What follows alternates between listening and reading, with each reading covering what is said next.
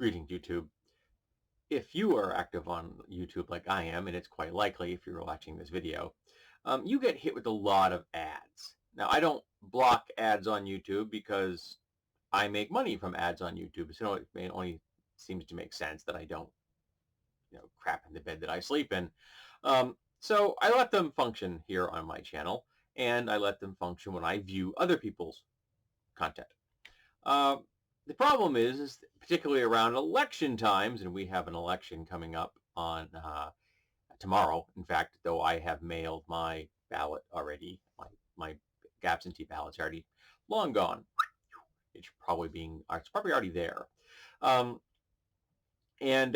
because of this, because it's an election cycle, I'm getting political ads. I get political ads in my mailbox, which I found a bunch of them yesterday. I was like, oh, thanks. Because some of them were from, Democratic candidates wanting to have me vote for them. And I voted a straight Democratic ticket. And some of them were from fascists that wanted me to abandon all my ideals and adherence to the Constitution and vote for the Republican Party, which I didn't do.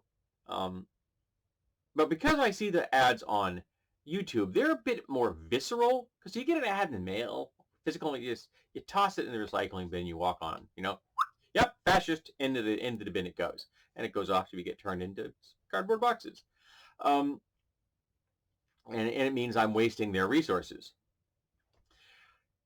But if you get them a video, you get a visual, and you get to listen to it even briefly, because usually it's a 5-second thing.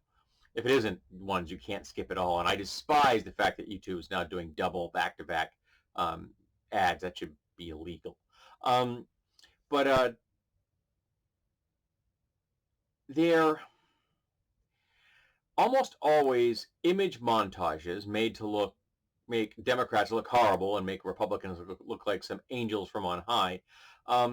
Highly skewed to make the Democrats look bad. Interpreting anything the Democrats want to do in the worst possible, if outright lying manner, and unless it's outright lying.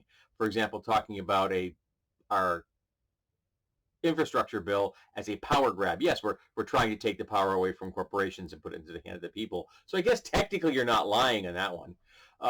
So we're trying to support the American people as opposed to the profiteers at the top who have been suppressing infrastructure because it meant that it would cut, because by doing so, it wouldn't cut into their profits. So yes, I understand why they do it and how they do it and such. But one of the things that's been getting under my skin is the people they hire for the voice work. Because there are folks who make money, probably good money, doing voice work for Republican ads. And there seems to be a particular group of them. I only hear probably 3 or 4 different voices. One guy, I think it's one guy I always hear doing the same voice. There's 2 or 3 women I'll hear. And the guy is always, deep voice, threatening danger, and the women are always very sarcastic. And it's kind of interesting that's how they frame that. The women sometimes do a little bit danger, going after the house moms and stuff. But the guy voice they have is always very much about danger, danger, danger, danger, Will Robinson. The women, it's partly danger, but it's also heavy sarcasm. And I want to know, who are these people? And what are their personal politics? Because they've got to be red caps. Because if they aren't, if there's someone that says, I'm political neutral, then they're just supporting the status quo. They support white nationalism. So you are sympathetic to white nationalism because you're not doing anything to fight it. And if they're Democrats telling you that, it's just a paycheck. No, that's not just a paycheck. You are aiding and abetting a terrorist organization whose goal it is to destroy democracy and the American people and the planet's ability to support our species. So no, it is not just a goddamn paycheck. And I'm really interested in knowing who these people are. I want to ask them, how can you do these things? How can you intentionally harm the American people and the planet for a paycheck? Because these people are probably getting a hell of a lot less money than the folks that are like the actual talking heads, the pundits like, Alex Jones and the old Rush Limbaugh and that class of a political speaker who make a lot of money, the Jordan Petersons of the world, who make a lot of money selling fear and hatred and bigotry and capitalism every day of their lives. Those guys, the Joe Rogans of the world, they make big bank. But the voice work actors, well, they may make a solid living. They're not making that kind of money. And yet, they're in our ears, literally. They're in our ears every damn day.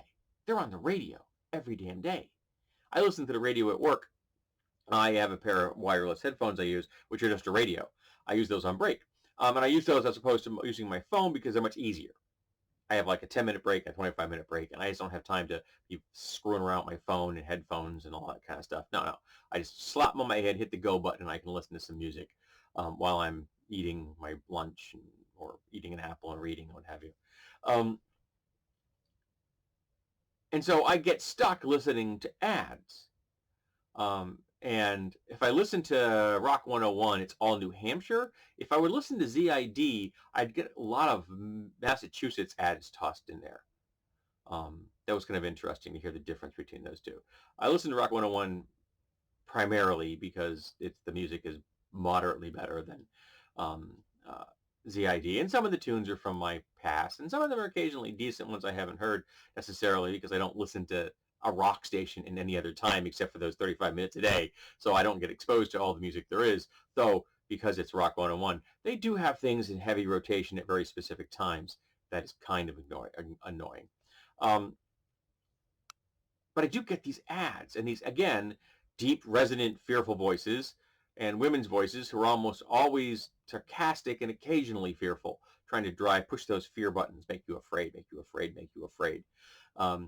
About things that you shouldn't be afraid of, as opposed to Democratic ads occasionally, which are talking about things you really should be afraid of, like the GOP trying to destroy democracy, or climate change, which is killing us now and is just going to get worse over time. Those are things that we should actually be concerned about, as opposed to what the GOP is trying to make you afraid of, which is boogeymen, because that way you're not paying attention to what they're doing to you and helping as they help the billionaires. Yeah, the GOP just bends the American people over and reams them from behind on a regular basis, all the while whispering things in their ear to make them afraid and apparently not pay attention to the fact that they're being reamed from behind. I apologize for that ugly mental image, but it's what they're doing. And it's been working for 50 years. And apparently the Republican voters like it because they keep coming back. Yeah. So who are the people doing the voice work? How do they live with themselves? Have they drunk deep of the GOP flavor aid? Or are they people who just like frame it, I'm just making a living, while they're aiding and abetting a terrorist organization?